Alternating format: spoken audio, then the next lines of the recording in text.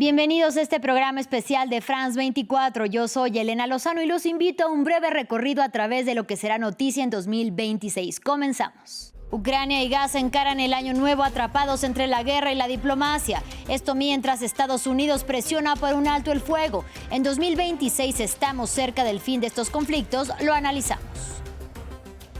Varios países del continente americano volverán a las urnas. En 2026 se pondrá a prueba el control de Donald Trump sobre el Congreso, mientras que en América Latina las elecciones de Colombia, Brasil y Perú podrían confirmar el giro de la región hacia la derecha. Y Norteamérica se prepara para la fiesta del fútbol. Estados Unidos, Canadá y México serán en conjunto las sedes del Mundial 2026, una competencia que contará por primera vez con 48 equipos. Tenemos reporte.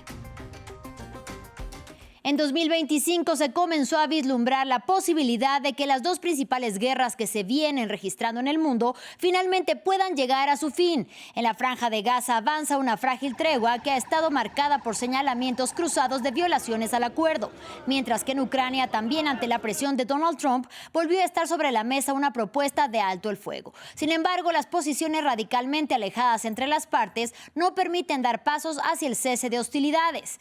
Y para analizar las perspectivas del 2026, saludamos con gusto a César Niño. Él es profesor titular de Relaciones Internacionales de la Universidad Militar Nueva Granada en Colombia y doctor en Derecho Internacional. Bienvenido y gracias por la comunicación.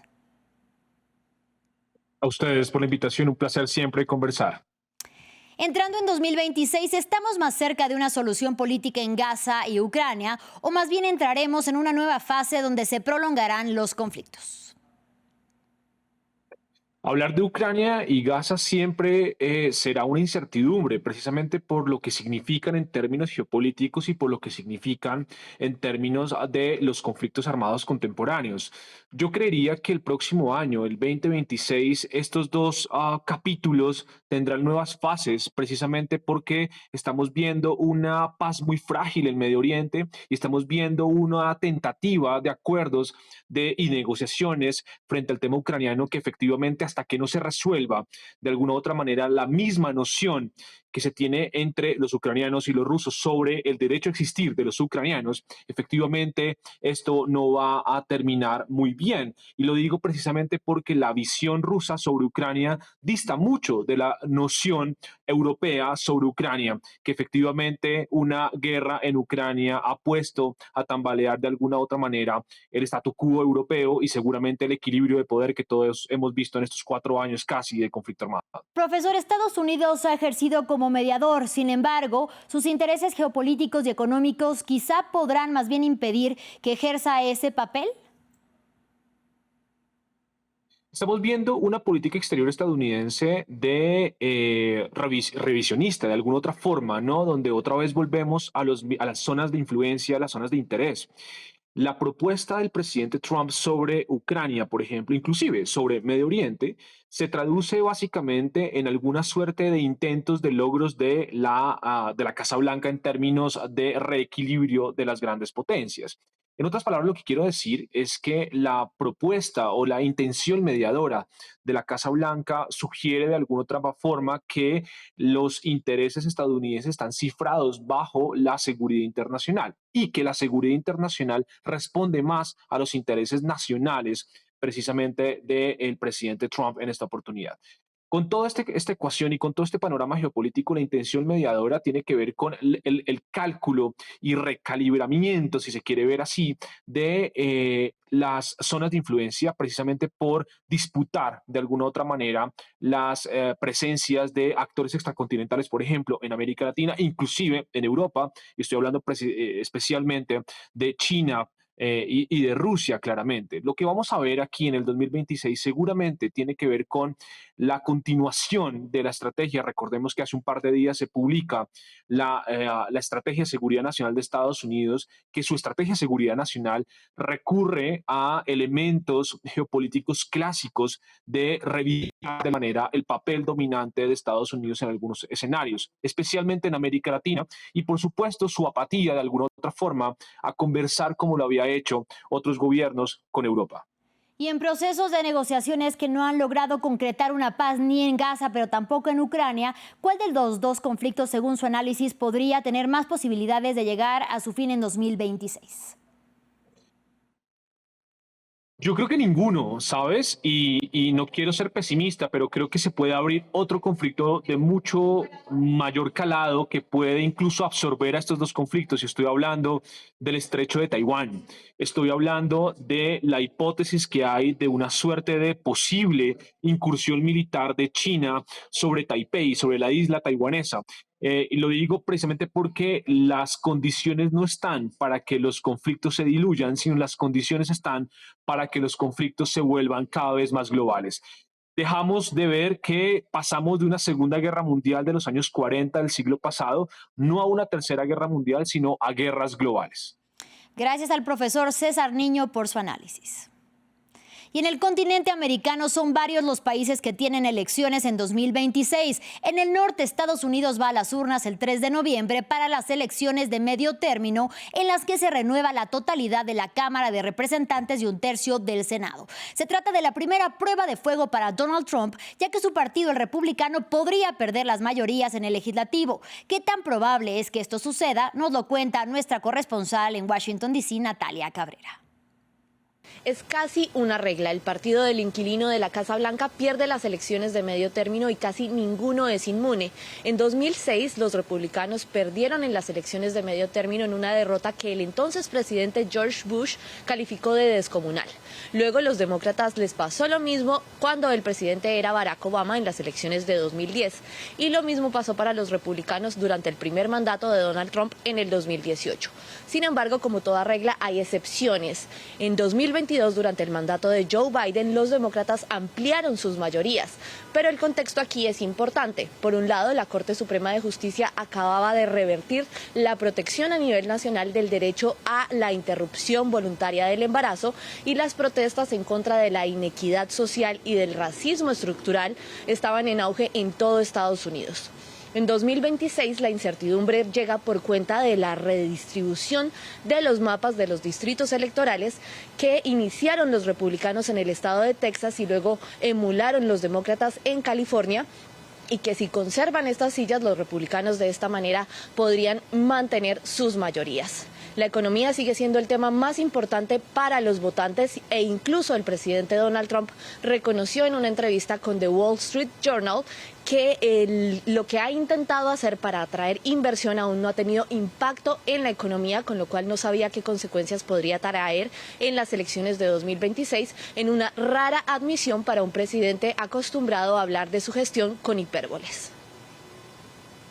Entre tanto, en América Latina también el 2026 es un año electoral. Colombia, Brasil, Perú y Costa Rica irán a las urnas. Procesos electorales que definirán si la región terminará por virar a la derecha, luego de que la izquierda cediera en 2025 dos bastiones importantes como Bolivia y Chile. Además de un ingrediente que puede influir en ellos, que es la presión de Donald Trump por tratar de ampliar su dominio en la región con gobiernos afines a sus políticas. Más en el siguiente informe. Tras la llamada ola rosada izquierdista en 2022, un giro a la derecha parece confirmarse en los gobiernos de Latinoamérica. Con la llegada de Kast al poder en Chile, cae otro bastión de la izquierda tras Bolivia. La llegada de Kast representa un pensamiento de derecha que va más allá de la derecha tradicional y que para algunos es una derecha extrema. Sin embargo, va a tener que someterse al pragmatismo y al realismo de lo que son las derechas a nivel global. Santiago y La Paz se suman al bloque ya existente de países con líderes de derecha, como El Salvador de Nayib Bukele, Ecuador con Daniel Noboa, Argentina con Javier Milei o República Dominicana con Luis Abinader, además de bastiones tradicionales como Paraguay o Perú. Se destacan con discursos enfocados en seguridad, inmigración, políticas económicas ultraliberales y alineados con Washington, especialmente desde el regreso de Donald Trump a la Casa Blanca. Trump, quien no escondió su nuevo interés renovado por Latinoamérica. Este mes, en su nueva estrategia nacional, defendió una nueva doctrina Monroe con un corolario Trump. La doctrina Monroe fue promovida por Estados Unidos en el siglo XIX. Al proclamar América para los americanos, la doctrina sirvió como pretexto para que Washington obligara a las naciones latinoamericanas a alinearse con su voluntad. Con el regreso de Trump en la Casa Blanca, este intervencionismo se tradujo por un respaldo público directo a candidatos alineados con su política, como en el caso de Asfura en Honduras o a Milei en las legislativas de medio término este año. A ellos es tener el control de esta parte del mundo. ¿Por qué? Porque acá tienen todos los recursos naturales, tienen agua, tienen petróleo, tienen gas, tienen coltan, tienen litio, tiene cobre, tiene oro, tiene biodiversidad, digamos, y tiene todo relativamente cerca, ¿verdad? Entonces, esto significa para nosotros que va a haber un seguimiento aún más pegajoso de la política de Estados Unidos, política exterior, hacia los países de la región, cosa que ya hemos visto en estos meses con la administración Trump. Ahora Washington ejerce una presión inédita sobre el gobierno bolivariano de Nicolás Maduro en Venezuela, considerado como un rival ideológico opuesto de Washington. En 2026, elecciones en Colombia y Brasil, dos países actualmente gobernados por la izquierda, podrían confirmar o no ese giro a la derecha en dos de las economías más importantes del continente. En el Caribe, Haití también iría a las urnas. El gobierno de transición oficializó el proceso electoral, cuya primera vuelta será el 30 de agosto y la segunda el 6 de diciembre. Estos comicios serían los primeros desde el asesinato de Jovenel Moïse en julio del 2021, lo que desató una profunda crisis social y de seguridad. Según la ONU, la violencia armada ha dejado en el país más de 16.000 muertos y cerca de 7.000 heridos desde principios de 2022, además de 1,4 millones de desplazados internos en 2025. Y otro de los eventos que marcará el 2026 es sin duda el Mundial de Fútbol que se celebrará en Norteamérica. 48 selecciones nacionales disputarán la Copa del Mundo que se jugará por primera vez en 3 países, México, Estados Unidos y Canadá. Es el mundial más grande de la historia con 104 partidos. Nos cuenta más nuestra periodista especializada en deportes, Eumar Esa. 2026 nos va a traer un mundial monumental, el primero que se va a disputar con 48 selecciones en lugar de las 32 que estuvieron en acción hasta Qatar 2022. También el primero que se juegue entre 3 países diferentes, Canadá, México y Estados Unidos. Este último con el peso fundamental porque 78 de los 104 partidos, incluyendo todos los que se juegan a partir de la ronda de cuartos de final, van a ser en su territorio. Es un país que ya ha vivido algunos ensayos generales como la Copa América de 2024 y el Mundial de Clubes en 2025, pero que sigue teniendo situaciones que resolver, como ese veto migratorio que de momento está afectando a los ciudadanos de 2 de las selecciones ya clasificadas, Irán y Haití. También esas polémicas que ha vivido el presidente Donald Trump con varios de los gobernadores y alcaldes involucrados. Un mundial además que ha estado inmerso en la polémica por los altísimos costos de las entradas, pero la idea es que a partir del 11 de junio solamente hable el fútbol y puede hablar, por ejemplo, mostrándonos probablemente por última vez con sus selecciones en una Copa del Mundo a los 2 hombres que han protagonizado el fútbol mundial en las últimas 2 décadas, Lionel Messi y Cristiano Ronaldo, que de tener minutos se convertirían en los 2 jugadores con mayor cantidad de mundiales disputados. Es también la oportunidad de ver qué tan lejos puede llegar esa España de Lamine Yamal o, por ejemplo, si la Francia de Kylian Mbappé y Ousmane Dembélé puede repetir lo que logró en 2018, si Argentina está en condiciones para revalidar el título o si por el contrario el favoritismo cada vez mayor de la Inglaterra de Harry Kane va a ser el que tenga la última palabra. Y 2026 marcará otro hito en la exploración espacial de la humanidad. La NASA tiene previsto lanzar la misión Artemis II, en la que 4 astronautas emprenderán un viaje alrededor de la Luna y de regreso a la Tierra. El objetivo, probar los sistemas y las naves necesarias para que el hombre vuelva a la Luna antes de 2030 y desarrollar futuras misiones a Marte. Se espera que la misión se lleve a cabo a más tardar en abril del 2026. Finalizamos con una noticia que alegrará a los amantes del arte y de la cultura. Y es que después de 143 años de haber iniciado su construcción, el 2026 será el año en el que la Sagrada Familia, ícono de la arquitectura en Barcelona, se coronará. La construcción de la Torre de Jesucristo, la estructura más alta del edificio, llegará a su fin marcando un hito. Y su inauguración se dará en conmemoración del centenario de la muerte de su arquitecto Antoni Gaudí. A nombre de Pedro Ruiz y mío, les agradecemos por acompañarnos en este recorrido a través de lo que será noticia en 2026. A la próxima.